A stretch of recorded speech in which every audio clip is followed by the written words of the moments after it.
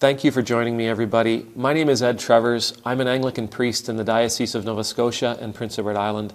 I get to serve in the beautiful, picturesque town of Shelburne, Nova Scotia, in the awesome parish of Church Shelburne that sits on the ancestral and on the unceded territory of the Mi'kmaq people.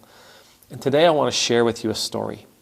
It's a story that, when it happened to me, it absolutely changed my life. But it's also a story that I have been allowed and I've been fortunate enough to learn from as my years have gone on.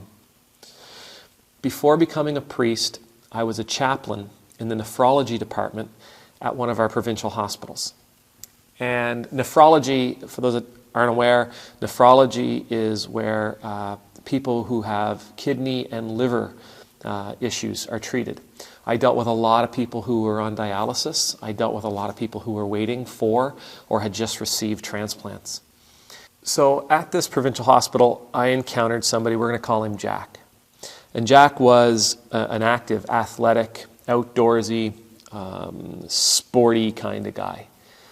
Jack had a wonderful family, grandchildren, children, a wonderful wife. He had, you know what? He had most things that most people actually seek out in their life. He had, and he even had a sense of peace.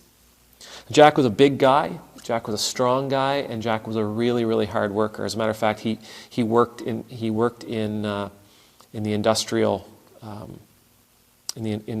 he worked as an industrial heavy equipment operator. And one day, Jack was involved in an industrial accident. And it was pretty severe. I mean, it was broken bones, broken back, broken vertebrae. He was torn up, he was twisted around. And one of the consequences of that industrial accident was that his kidneys began shutting down. They couldn't really explain it, but his kidneys were no longer working the way they should have worked. They should have been working, and they were no longer working the way they were before his accident. So Jack was a dialysis patient in the ward that I was working on, and he had been there a very long time, like 7-8 years, and he was getting very tired of being on dialysis. It takes a lot out of you.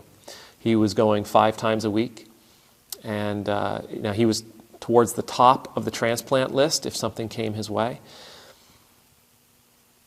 But he just didn't think it was going to happen, and so he decided to stop his treatment. And when you stop dialysis treatment, it's pretty, your body begins to shut down on him almost immediately, and generally speaking, a person will die within 3 to 4 days.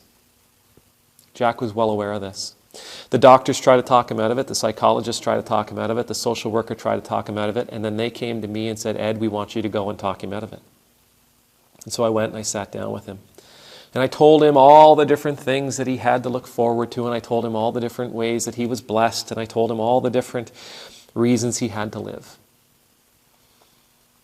And he looked at me and he said, and these words, I'm telling you, I'll never forget them. He said, "Ed, the doctors can keep me alive.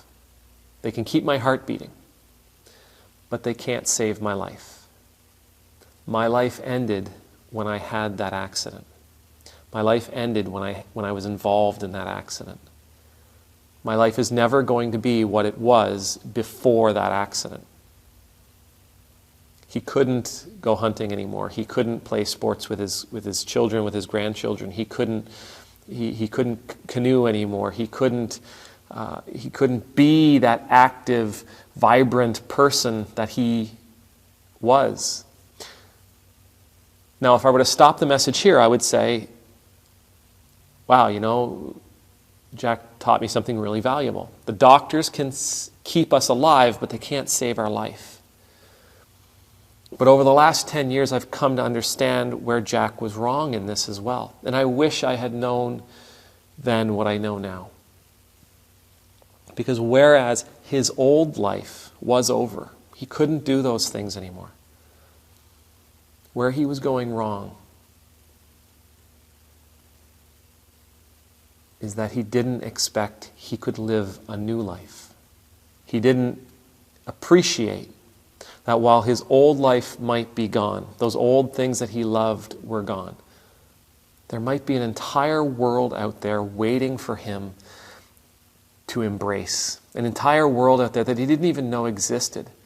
A new purpose, new goals, new habits, new behaviors that he may have enjoyed and may have loved. New reasons to live. Yeah, the old ones were gone, but there might have been new things for him to do, new reasons for him to live. A fella I talked to a couple of weeks ago online was telling me his story. And his story is that he's been on dialysis for over 6 years, waiting for a transplant. He needs what's called a living donor.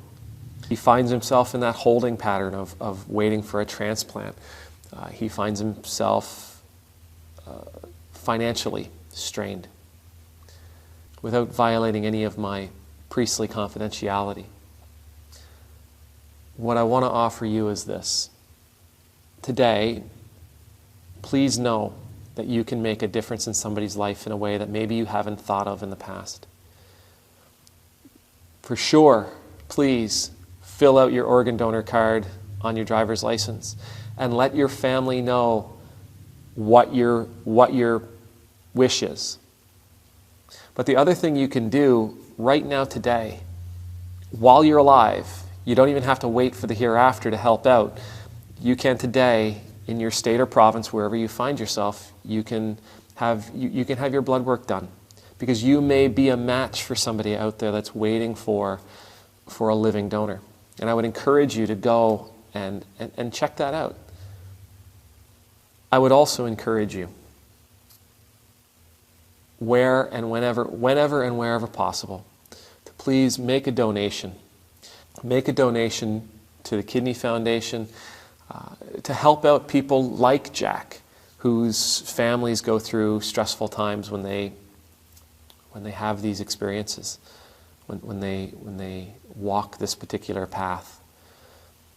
You and I, we all can make a difference. Some of of us might be able to make a huge difference in somebody's life. Some of us, maybe it's not as significant. But all of us are capable of making a difference. And I would ask you to do that, please.